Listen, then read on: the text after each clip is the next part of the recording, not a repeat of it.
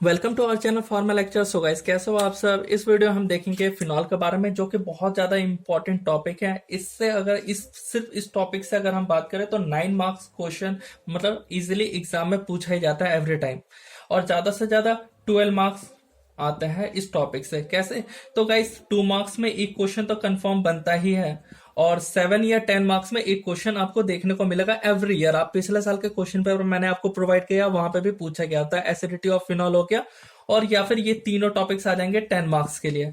So video को करते हैं स्टार्ट, और सबसे पहले हम लोग देखेंगे फिनॉल के बारे में, उसके बाद उसके प्रिपरेशन, एसिडिटी और effect of substituent on acidity of phenol. So ये तीनों टॉपिक को कवर कर रहे हैं, तो पहले हम फिनॉल को समझना चाहिए। फिनॉल क्या होता है हमारा? तो फिनॉल जो है वो एरोमेटिक ऑर्गेनिक कंपाउंड है। एरोमेटिक से आपको समझ आ रहा होगा गाइस कि एक क्लोज स्ट्रक्चर हो, लाइक बेंजीन। तो बेंजीन मैंने यहाँ पे बना दिया है। अब क्या होता है कि जो ये बेंजीन आप गाइस देख रहे हो, इस बेंजीन के पास हाइड्रोजन होते हैं। तो ये हाइड्रोजन क्या करता है कि एक हाइड्रोजन यहां से रिप्लेस हो जाता है, और उसको रिप्लेस कौन करता है? तो OH यानी हाइड्रोक्सिल ग्रुप इसको रिप्लेस करता है, जिसकी वजह से एक हाइड्रोजन रिमूव होता है, और उसकी जगह पे यहाँ पे OH आकर के ज्वाइंट हो जाता है, और बाकी जगह पोजीशन पे हाइड्रोजन कोई चेंजेस नहीं होता, और यहाँ पे हमने बना लिया बेंजीन से फिनॉल। ये हो गया हमारा फिनॉल। सो अब हम स्टार्ट करते हैं इसके प्रिपरेशन के बारे में। बहुत ही सिंपल वे में देखेंगे गाइस, और इजी वे में देखेंगे। सो गाइस, जैसे कि आप देख सकते हो, ये टॉपिक है प्रिपरेशन ऑफ फिनॉल। तो फिनॉल को प्रिपरेशन कर रहे हैं हम लोग, और हम क्या यूज कर रहे हैं? बेंजीन सल्फोनिक एसिड से। तो बेंजीन सल्फोनिक एसिड से हम फिनॉल को प्रिपेयर कैसे कर पाएंगे? तो हमें रिएक्ट करवाना होगा बेंजीन सल्फोनिक एसिड को किसके साथ? तो स्ट्रॉन्ग बेस के साथ। और स्ट्रॉन्ग बेस मैं लूंगा यहाँ पे सोडियम हाइड्रोक्साइड यानी NaOH। तो यहाँ पे मैं आपको रिएक्शन करवा के दिखा देता हूं, और आपको क्या सी में ऐसे लिखोगे तो आपको कंप्लीट मार्क्स मिल जाएंगे। तो सबसे पहले बेंजीन सल्फोनिक एसिड का स्ट्रक्चर मैं बना लेता हूं। सो बेंजीन बनाना है, और SO3H यहाँ पे ऊपर आपको अटैच कर देना है। ये हो गया हमारा बेंजीन सल्फोनिक एसिड। सो अब इसको मैं रिएक्ट करवा रहा हूं स्ट्रॉन्ग बेस के साथ यानी NaOH। तो यहाँ पे गाइस आप देखोगे ना, तो यहाँ पे हमारा क्या मिला? फिनॉल मिल जाएगा। OH यहाँ पे आ गया, और यहाँ पे फिनॉल मिल गया। सो ये दोनों ऊपर की तरफ चले जाते हैं, और यहाँ पे गाइस बैलेंस करने के लिए मैं यहाँ पे 2Na लगा देता हूं, और यहाँ पे यहाँ पे फॉर्म हो जाता है सोडियम सल्फाइड Na2SO3 और वाटर का। सो ये गाइस आप इजीली लिख लोगे।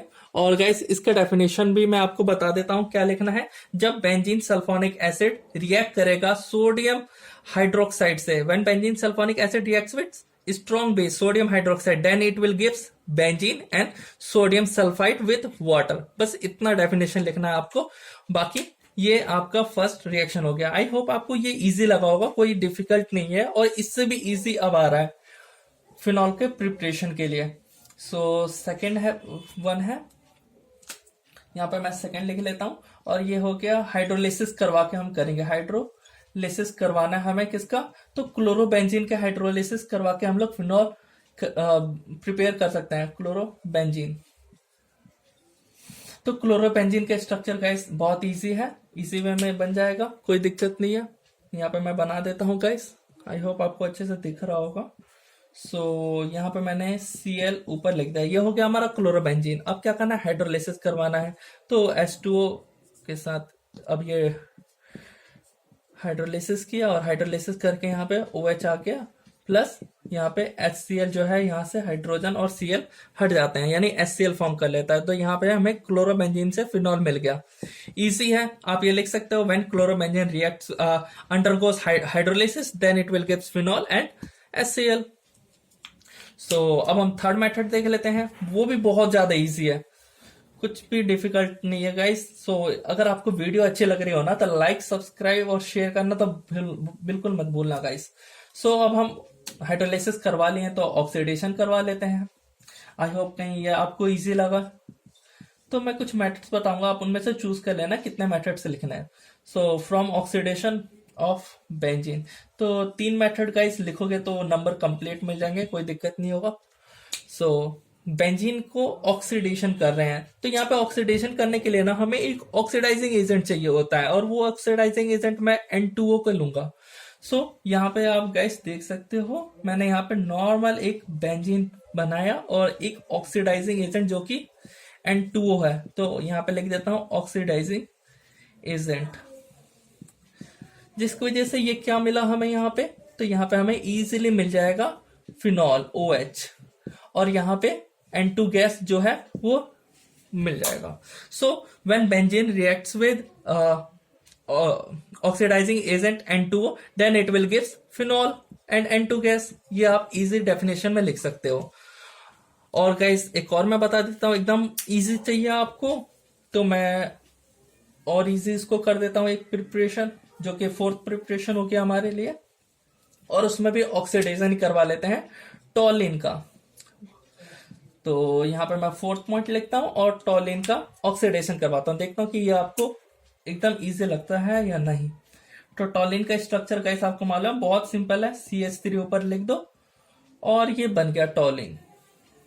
सो यहाँ पे ऑक्सीजन के साथ करवा देना है ऑक्सीडेशन, और क्या मिलेगा हमें यहाँ पे, तो यहाँ पे हमें इजीली फिनॉल मिल गया OH, और यहाँ पे बैलेंस करने के लिए 2 ले लेता हूँ, जिसकी वजह से यहाँ पे कार्बन डाइऑक्साइड और वाटर दोनों मिल जाएंगे। When toluene react undergoes oxidation in presence of oxygen then it will gives phenol with carbon dioxide and hydrogen. तो ये आप डेफिनेशन में लिख सकते हो बहुत ही सिंपल वे में। सो ये हो गया खत्म प्रिपरेशन, बहुत ही जल्दी हो गया गाइस, एकदम इजी वे में। अब हम बढ़ते हैं नेक्स्ट टॉपिक पे, वो है एसिडिटी। तो मैं यहाँ पे एसिडिटी ऑफ फिनॉल समझा देता हूँ बहुत सिंपल वे में। सो टॉपिक पहले डालता हूं मैं,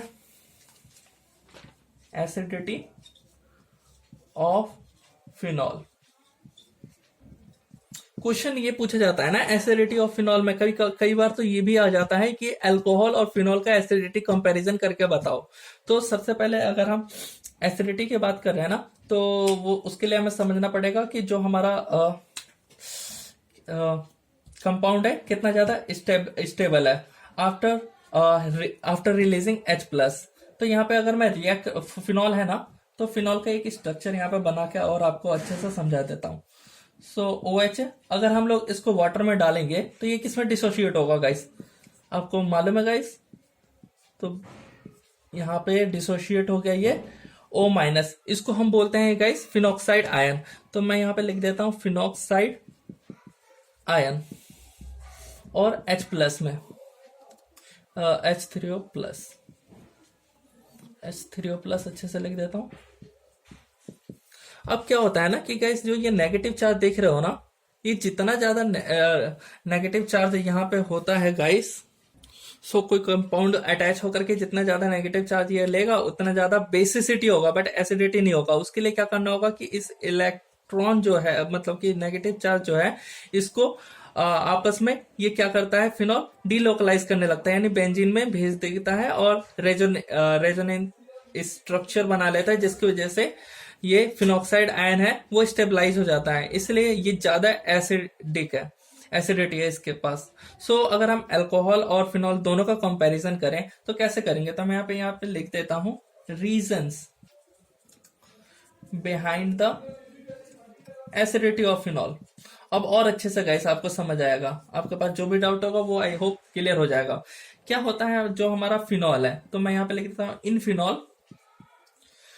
अब यहाँ पे क्या होता है कि रेजोनेंस होता है गाइस, यहाँ पे देख रहे हो गाइस ये नेगेटिव चार्ज है, ये हट करके और यहाँ पे आ जाता है, फिर यहाँ, तो ये मूवमेंट होता है। और अल्कोहल में बात करें तो वहां पे इतना मूवमेंट नहीं हो पाता, जिसकी वजह से फिनॉक्साइड आयन क्या होता है, स्टेबलाइज हो जाता है। तो मैं यहाँ पे लिख देता हूँ due to resonance, due to, I hope आपको गाइस दिख रहा होगा, ड्यू टू रेजोनेंस क्या हो रहा है गाइस, स्टेबिलिटी हो रहा है, स्टेबलाइजेशन बोल सकते हो या स्टेबिलिटी बोल दो फिनॉक्साइड आयन का, ऑफ फिनॉक्साइड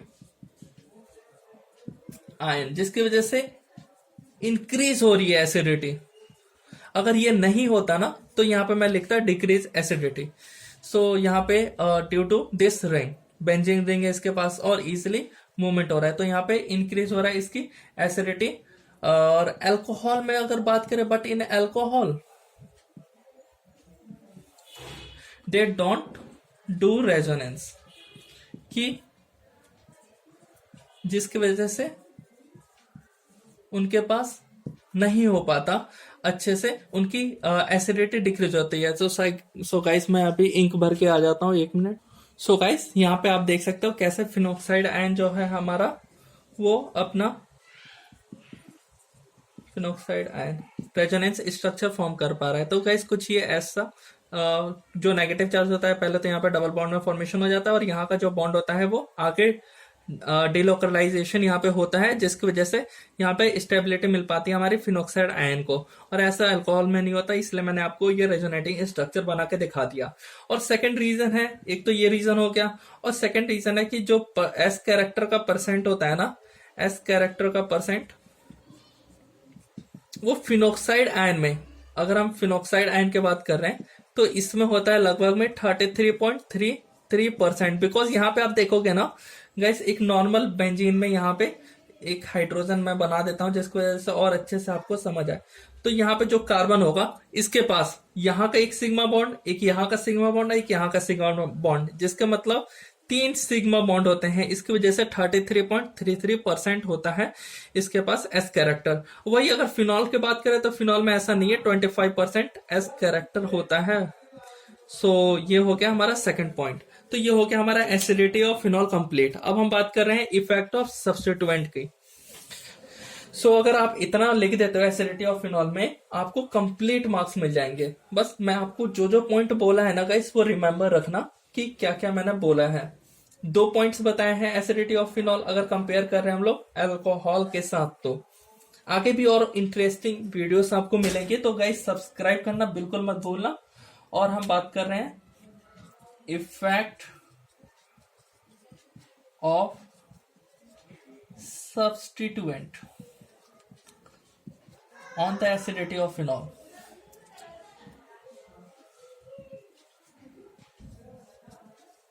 सो गाइस इसमें क्या होता है गाइस, यहाँ पे आप देख सकते हो सब्स्टिट्यूएंट। अब क्या होता है कि 2 तरह के ग्रुप होते हैं, एक तो ईडीजी आपको गाइस मालूम है, और एक ईडब्ल्यूसी इलेक्ट्रॉन डोनेटिंग ग्रुप, और यहाँ पे विड्रॉइंग ग्रुप। तो ये गाइस अगर हम ईडीजी की बात करें, या फिर इलेक्ट्रॉन डोनेटिंग सब्स्टिट्यूएंट, या फिर इलेक्ट्रॉन विड्रॉइंग सब्स्टिट्यूएंट, ये 2 तरह के प्रेजेंट होते हैं, जिसकी वजह से एसिडिटी होती है ना फिनॉल की, वो चेंज कर देते हैं, यानी अफेक्ट कर देते हैं। वो कैसे, तो वो मैं आपको और अच्छे से समझाता हूं। सबसे पहले तो मैं आपको लिख करके दिखा देता हूं एकदम इजी वे में। तो गाइस जैसा कि आप ये देख रहे हो, बिल्कुल सेम टू सेम आपको ऐसे लिख देना है। 2 टाइप्स के होते हैं, एक इलेक्ट्रॉन डोनेटिंग ग्रुप और इलेक्ट्रॉन विड्रॉइंग ग्रुप। अब पहला बात कर रहे हैं हम लोग इलेक्ट्रॉन डोनेटिंग ग्रुप, इनको हम लोग रिलीजिंग ग्रुप भी बोलते हैं। इलेक्ट्रॉन डोनेटिंग ग्रुप में क्या होता है कि जो हमारा फिनॉल होता है, अगर फिनॉल के पास, फिनॉल कंटेन करेगा ईडीजी को, यानी इलेक्ट्रॉन डोनेटिंग ग्रुप को, तब क्या होगा कि ये इसकी एसिडिटी जो है ना वो डिक्रीज होगी। क्यों होगी वो भी मैं आपको बताता हूं। Phenol contain EDG, then decrease in acidity. अब भाई, अब ये डिक्रीज क्यों हो रहा है एसिडिटी, तो क्या होता है कि इलेक्ट्रॉन डोनेटिंग ग्रुप है, यानी डोनेट कर रहा है अपना इलेक्ट्रॉन, यानी इलेक्ट्रॉन डोनेट कर रहा है। डेट मीन्स जो हमारा O माइनस आपने फिनोक्साइड आयन पे देखा, उसको और दे रहा है ये, यानी स्टेबिलिटी को डिक्रीज कर रहा है।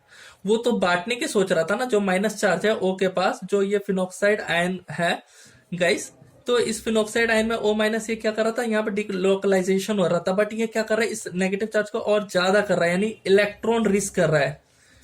तो यहाँ पे मैं बोल सकता हूं ड्यू टू इंक्रीज कर रहा है, ये इंक्रीज कर रहा है क्या, इलेक्ट्रॉन का डेंसिटी।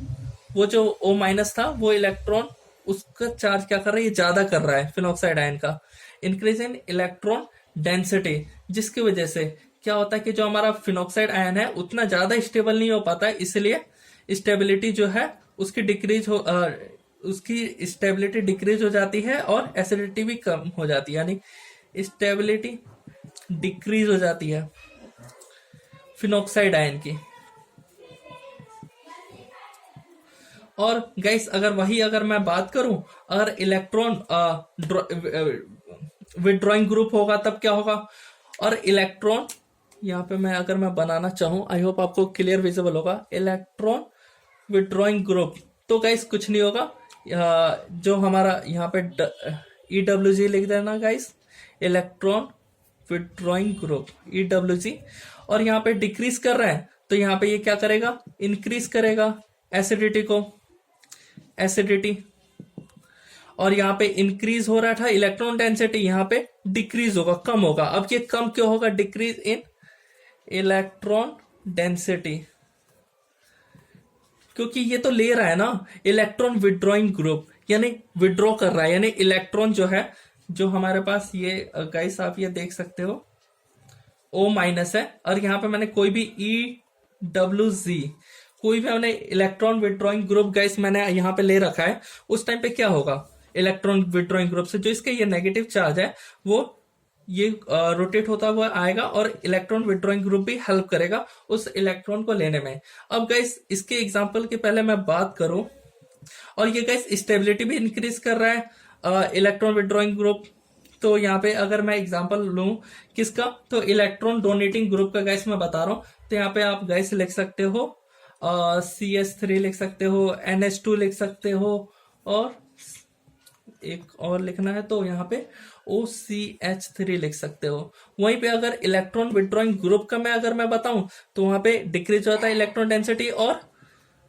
फिनॉक्साइड आयन का स्टेबिलिटी भी इंक्रीज हो जाता है, स्टेबिलिटी इंक्रीज हो रहा है यहाँ पे। और यहाँ के जो एग्जाम्पल्स होंगे गाइस वो होंगे हेलोजेंस, तो यहाँ पे मैं लिख देता हूँ एग्जाम्पल किसके हैं, तो EWG के, तो यहाँ पे हेलोजेन से लिख सकते हो आप, फ्लोरीन, ब्रोमीन, क्लोरीन, तो हेलोजेन में एक नॉर्मल लिख दिया। तो गाइस ये आप इजीली लिख सकते हो पॉइंट वाइज में, जैसा मैंने ये पॉइंट लिखा वैसा आप एक और पॉइंट लिख करके आप बहुत अच्छे से समझा पाओगे।